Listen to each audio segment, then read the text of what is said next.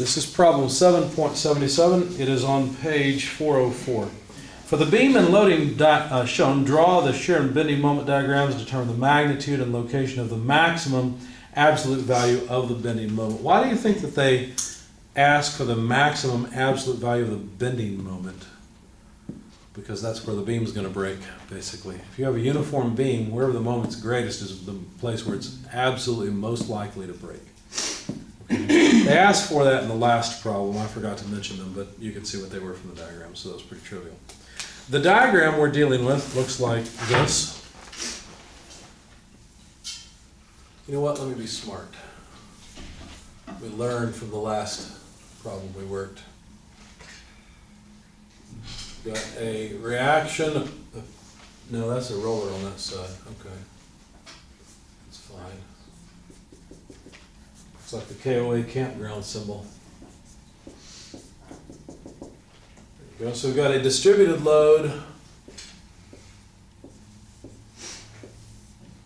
of 15 kilonewtons per meter and a moment load of 36 kilonewton meters. There's a span of 4.8 millimeters over which the distributed load is applied, and a further length of 1.2 meters to get to the end of the beam. Let me put that above so I've got just a little more space. How do you think we should start this problem? Find the reaction. Find the reactions. That's always the thing to do. So free body diagram.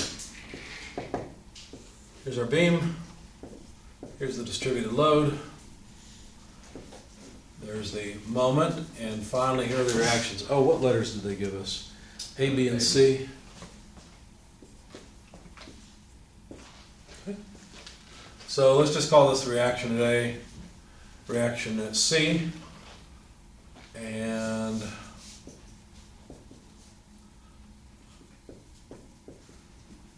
there we go. I think that's everything. So I'll sum moments about point A taking counterclockwise as positive. This time I'll remember to include the 36 kilonewton meter moment. Okay. And then I'll jump over here to the end and say plus the reaction at C times its moment arm, which is 4.8 plus 1.2, or in other words, 6 meters. Well, what about the distributed load? Do I have to take a little segment times its moment arm and the next little segment times this moment arm and so on and so forth? No, all I really need to do is find the resultant, not a reaction, but the resultant, and it would be located at the center of this distributed load effectively. So how big is that resultant? Well, 15 kilonewtons per meter times 4.8 meters. Well, if it was 5, that'd be easier, because 5 15s would be easier to compute. That's what, 75? That's 4.8. So what is, well, let me think. That'd be 3 away from, what did I say? 75, so 72? Is that right? Mm-hmm. So we've got 72 kilonewtons of resultant acting where? Well, acting at half of that 4.8 meter span, so 2.4 meters. Okay? So the moment of this distributed load is effectively the moment of the point load times its moment arm. So 72 kilonewtons, and of course it's a negative moment because it's clockwise, times 2.4 meters. And I think that's it. We've got 1, 2, 3 terms. Yep, that's it. So this sum has to come to 0. So now the question is, what's C equal to? Well, if we solve for C, that means we've got to take everything else to the other side. So 72 times 2.4, I'll drop the units because I know how they'll end up. C will end up in kilonewtons. Move the 36 to the other side, so minus 36 divided by whatever the multiplier is on C, which is 6. So tell me what this result is, would you? 24 times, or 2.4 times 72, less 36, and then divided by 6 is how much?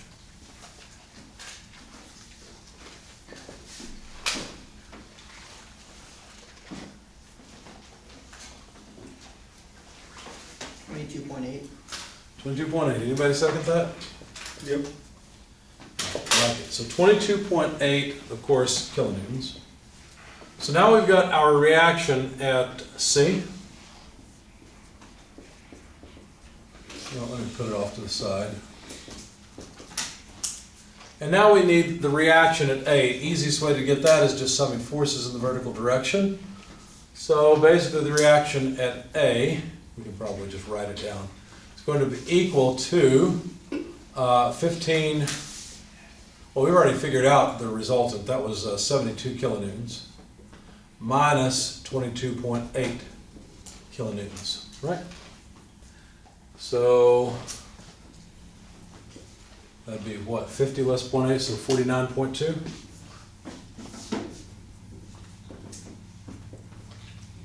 Right? Keep me honest. I'm doing math in my head. That's not to be trusted. So, now we've got our reactions. That was the whole point in all of this free body diagram. Now we'd like to make shear and moment diagrams. The way we'll do that is by just integrating the load. What does the shear begin at? At what value does the shear begin?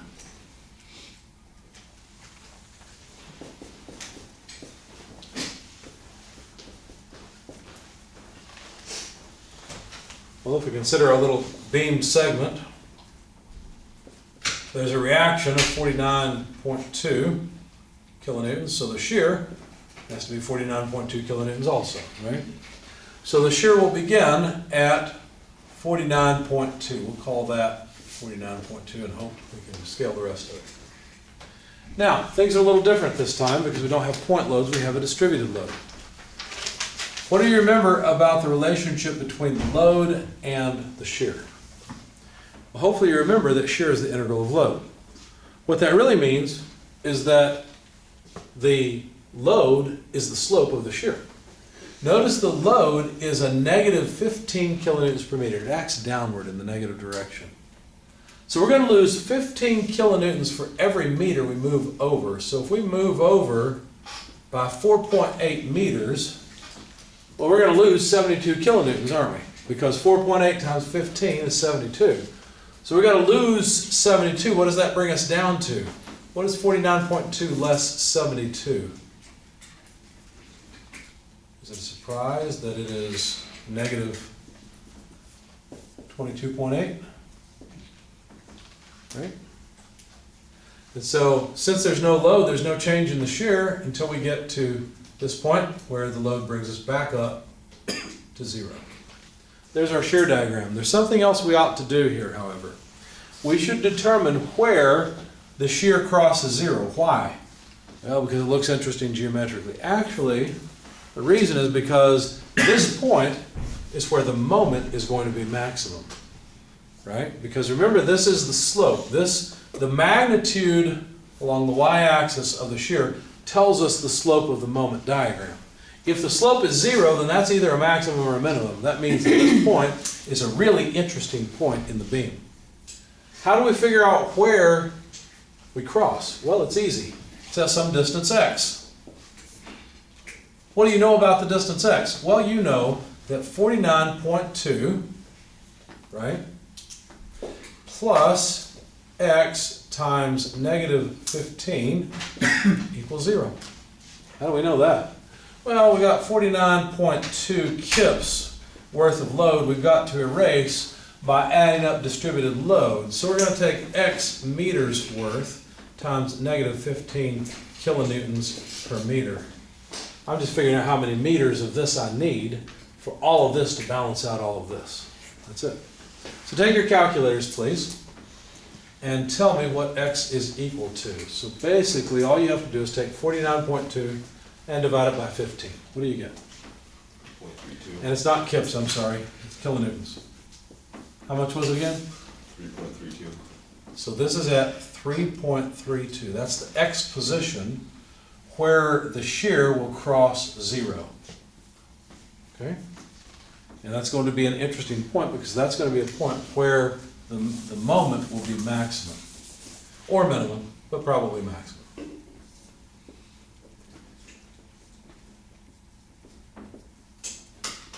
At what value of moment should we begin?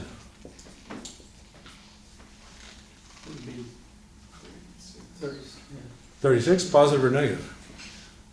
So it'd be negative because It's negative. Why? Because the direction of the moment required to keep that 36 kilonewton meter moment in equilibrium is a negative moment. So yes, we have to begin at negative 36.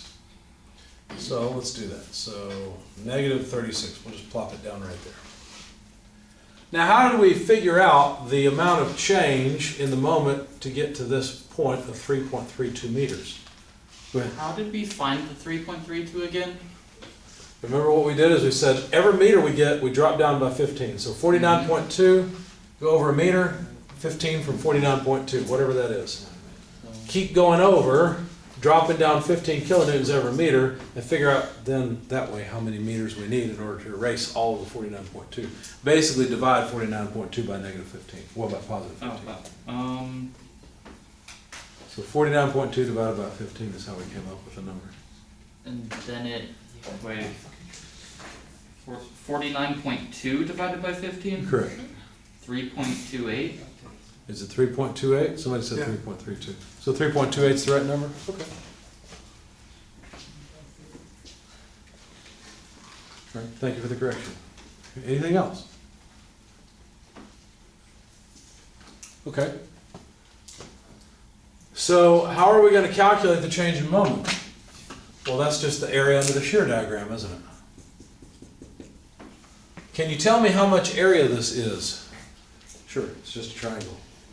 1/2 base times height. Grab your calculators, take 1/2 the base, 3.28, times the height, 49.2. What do you get?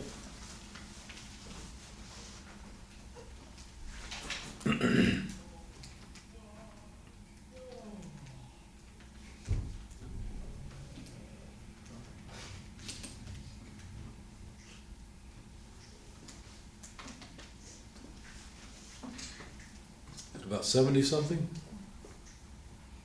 Maybe I'm not thinking right, but I looked at this and saw this is about 50, that's about 3. Did you say? 3 times 50 would be 150. Cut it in half since it's a triangle, Yeah, about 75. 80.6. 80.68? Or 80.69? 80, yeah. Okay. If you round. So should I plop down a point at a moment of 80.69? Is that what I should do? No. This area represents the change in the moment. I've got to go from 36 up by 80.69. So if you still have 80.69 in your calculator, whatever the number was, subtract 36 from it, if you will, and that's where we need to land. 44.688. Sorry. Yeah, 69. There. 40, how much? 44.69. What? 6.9. 688. But it's 69. Oh, haha. Okay, so that gives us this point. We have 2 points again. We need to decide how we're going to move from this point to this point. What does the line look like between the two? Is it a straight line? No. As a matter of fact, notice the slope is highest here. The slope is 49.2. Pardon? I was just asking if it's more of a curve or arc. It should be, right? Because think about it. We're adding a whole bunch of area here initially. But once we get to the end, we don't add very much area at all. As a matter of fact, the slope has to go to 0 here. So it's a concave down curve, something like this. It's actually a second order parabolic curve. I'll show you how to actually get the equations for these curves in another class. Okay? If you really wanted to know, say, the moment at some other point, you could just figure out the area to that point and find out what the moment is. No big deal. Then there is negative area on the other side. Right? As we move past this point of what? X equal 3.28, there's negative area, and it's more and more negative area, so we expect to have something concave down, something like that. And by the way, is this line continuous? In SolidWorks, you'd say that those two, are they tangent to one another or not? What do we mean by tangent? We mean that the slope is the same on either side of the point. Is the slope the same on either side of the point? Yes. As this point goes, to an infinitesimal point, the level on either side is the same. Okay? So yes, these are in fact tangent to one another. Okay? But where do we end up? Well, by how much does the moment change? Well, this is x equal to 4.8, isn't it? Why did I write 4.5? There we go, 4.8. So we need the length of the triangle's base. We need 4.8 less 3.28. What does that come out to? 1.72? So the length from here to here, if I'm thinking right, is 1.72. Go ahead. If you have a parabola like that, would you be worried about the way it curves or just the max and min of it? You mean whether it's concave down like this or not? Is that what you're Like saying? just between it, like, would you ever need to find out every single point on that and actually graph it Possibly. out? Yeah, possibly. I mean, for the class, how precise does a curve have to be? Does that have to just be generally in the same spot? Generally correct is fine. It doesn't have to be Yeah. to scale. Okay. We're just interested in important points, like this is an important point. If you don't have that number, you've missed something Yeah. important. Right, that's what I Yeah, mean, so like, if you only need the max and min of it, really, and then know. that Well, it's we a want to curve. know, any point where things change, like here, we do need to know its magnitude there. Right. We need to be able to get it at least. Also, So, the okay, yeah. the That's what points I'm need to be correct, but the Yes. line connecting them just needs to, Needs to- match the yeah. shape. Now, if you drew these as straight lines, I'd have a problem with that. Then You should know that it's concave down. Gotcha. Yep. Gotcha. So how much change in moment have we got? What did we say? 3.28 from 4.8 to get this length, right? 1.52. 1.52? Yes. 4.8 minus 3.28, Oh, I did it wrong in my head, I guess. So what was the number? 1.52. Okay. So then we need to multiply that by the height of negative 22.8 and then take half because it's a triangle. It's basically half of a rectangle, right? It's going to be about 33 over 2. It's going to be about 15, 16, maybe 17. 17.33. So the change in the moment is a negative 17.33 kilonewton meters. So what we have to do is take that 17.33 away from 44.69. What do we get when we do that? Let's put back over to the axis. 27.36. How much? 27.36. Thank you. 27.36. All right. Now, the moment is also going to change due to integrating shear from 4.8 meters to the length of 6 meters. So that's a distance of 1.2 meters times a height of 22.8. Of course, it's negative. And I hope that 1.2 times 22.8 is about 27.3. Does it come out? So multiply 1.2, the base of the rectangle, times the height of the rectangle, negative 22.8. What do you get? It's okay if it's not exact. What is it? 1.2 times 22.8 is how much? Negative 27.36. It is 27.36? Yeah. Okay. So, if we're up at 27.36, this says move down by 27.36, so we'll end up back at the axis at 0. Should I continue the parabola and make this concave down, or what should I do? It would be a straight line since it's It will constant. be a straight line because this is a constant slope, isn't it? The slope's magnitude is negative 22.8, so the slope is negative 22.8. Okay? So it's just a straight line segment. Here's another question for you. The way this line comes up to the parabola, do they meet with a tangency, again like in SolidWorks, or not? They do, because look, we're talking about this point right here. To the left and to the right, we find a value of negative 22.8 for the shear, and that's the slope. So the slope of the line on this side is 22.8. The slope of the line just, the parabola, just to the left of this point is also negative 22.8. So yes, they are tangent to one another. Any questions on this problem? Could we check and make sure that this works? Yeah. Why don't we cut it right there and see if it works? Does that sound good? So just after all of that 15 kilonewton meter load, let's double check ourselves with a free body diagram. We've got all of the distributed load accounted for, 15 kilonewtons per meter. We've got a 36 kilonewton meter moment and a reaction of 49.2 kilonewtons. What holds it in equilibrium? The rest of the beam. In other words, the shear supplied by the rest of the beam and the moment supplied by the rest of the beam. Notice I've drawn the shear and moment in the positive sense. In our particular case, at this point, the shear has gone to 0. There is no shear. But the moment is at its maximum at 44.69 and it's positive. So this is 44.69 kilonewton meters. Okay? So I guess let's just sum, well, let's look at forces first.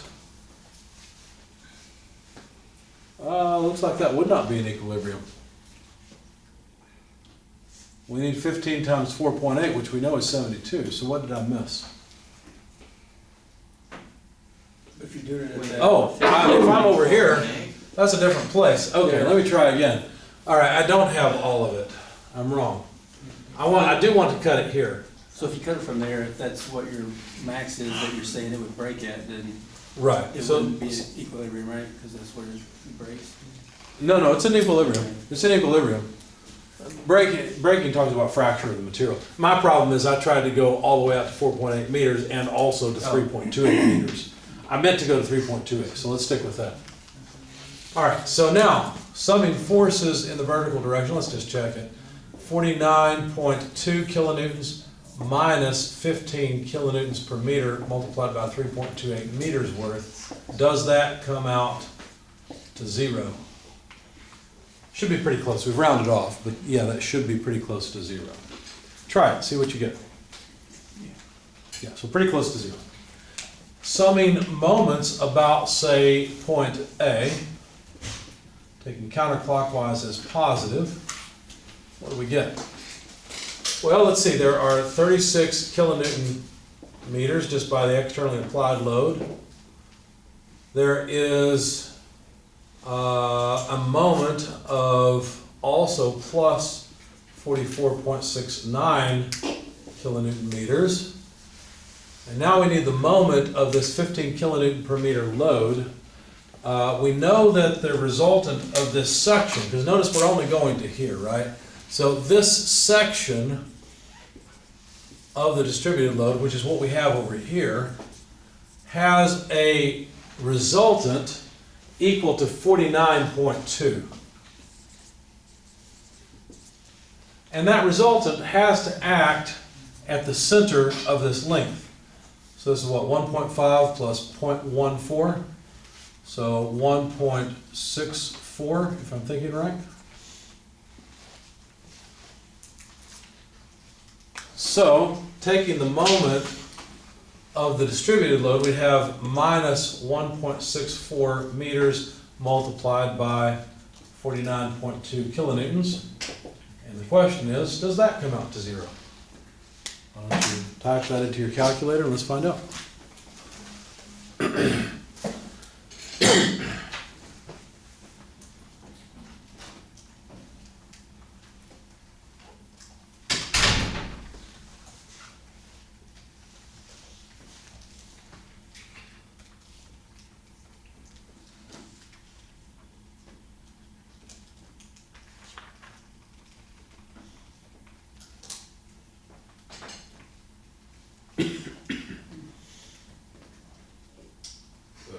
Yeah, it's very, very close. So because of round off, it's not exact, but Correct. it would be 0 had we not rounded off. Yeah.